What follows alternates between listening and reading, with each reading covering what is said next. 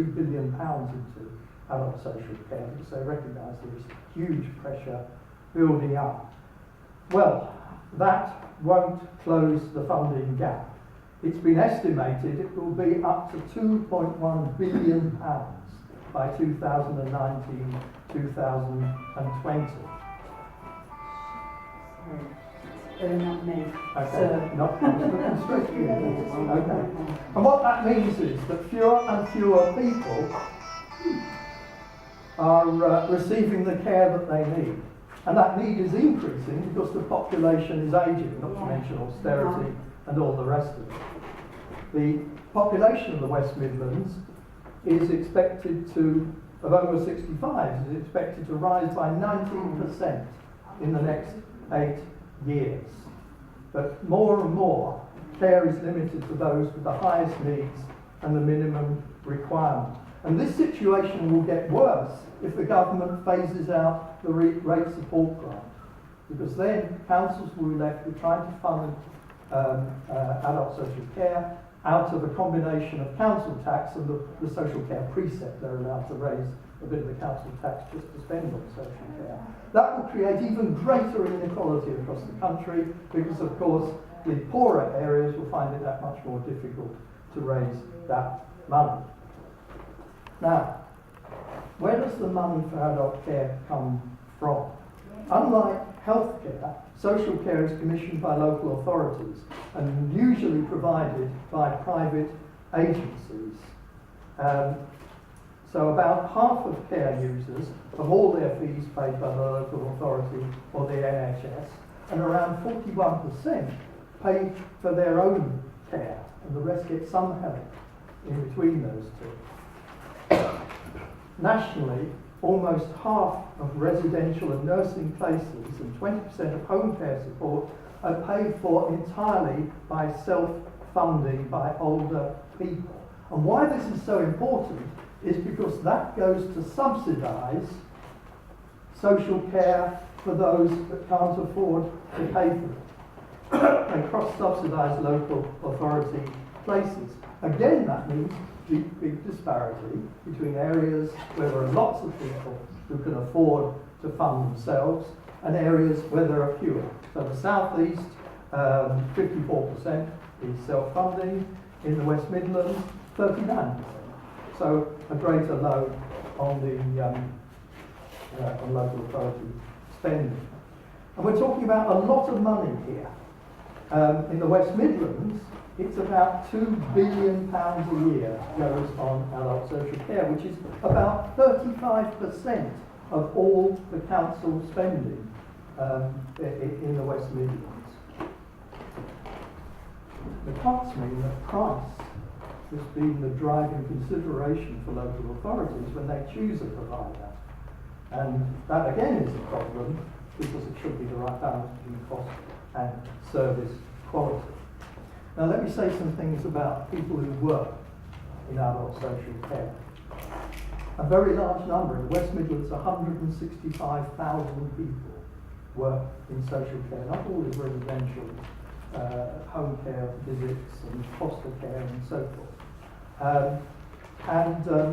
It's estimated that nationally around 200,000 are paid less than the national minimum wage. Registered nurses who work in adult social care are paid much less than their counterparts in the NHS and with much less chance of career progression. And I'll tell you what the average pay is for a social care worker in the West Midlands. It's £7.24p an hour. So it's a very low paid profession. Of course, it's also a profession that employs large numbers of women. And there's a very important gender dimension to this. As well as pay being very poor, training is very poor as well because, and I was amazed to find this, no formal qualifications are needed to work in social care. According to Unison, over a quarter of care workers get no training in dementia, for example, and less than a quarter of those who administer medicines are trained in how to do it. It's really alarming, isn't it? So the combination of low pay, poor training, also means that turnover is very high. Almost half of care workers leave after a year. Isn't that extraordinary? And think what that means for the personal relationships with the people they're looking after. Very damaging. Over a third of nurses quit the sector. And, well, I don't need to say any more about that. Let me say more, though, about who are the providers of this service, the organisations. It's a major sector of the West Midlands economy. 3.5% of the West Midlands economy.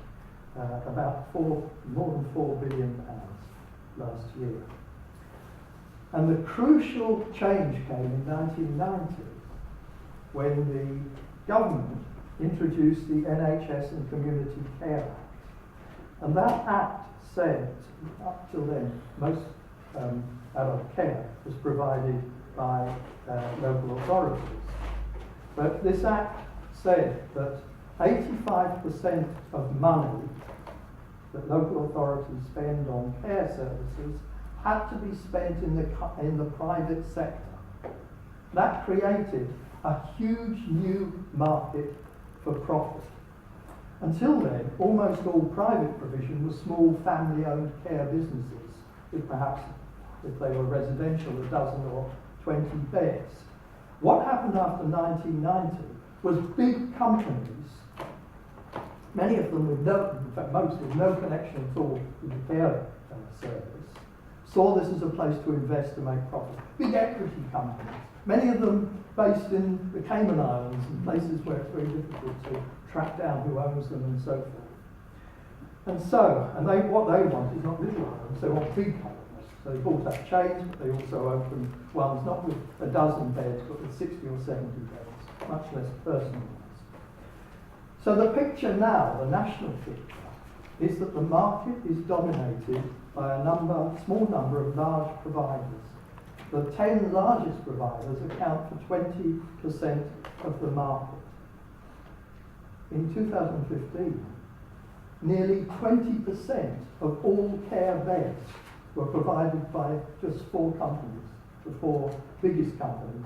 Four Seasons, Bupa Care Homes, which is foreign owned now, I think, HC1 Limited and Barchester Healthcare.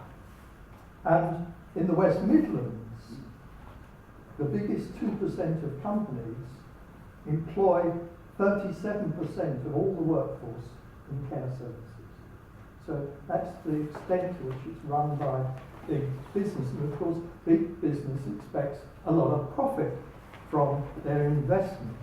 They expect 11% return.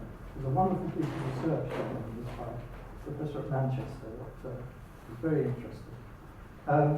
The business models in the largest 5 residential care chain companies offer returns to investors that amount to about 29p in every pound. This is a very high level of return. That means, for example, of that £2 billion extra the government put in to social care in the budget, 115 million will go straight into the pocket of investors. And rather than improving the quality of care.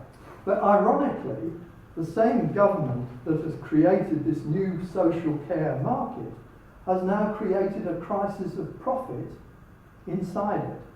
Because by cutting the funding to local councils, it has cut off the income stream to the social care businesses, driving a growing number of them to the brink of collapse.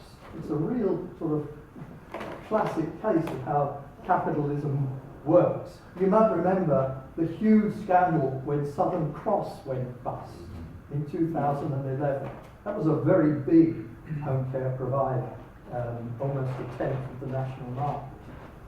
And of course, additional costs are because of the advent of the national living wage, and it is due to increase. So, last year, out of the 7,500 care home companies, 1,200 were regarded by the commissioners as financially stressed. That's about 16%, and that percentage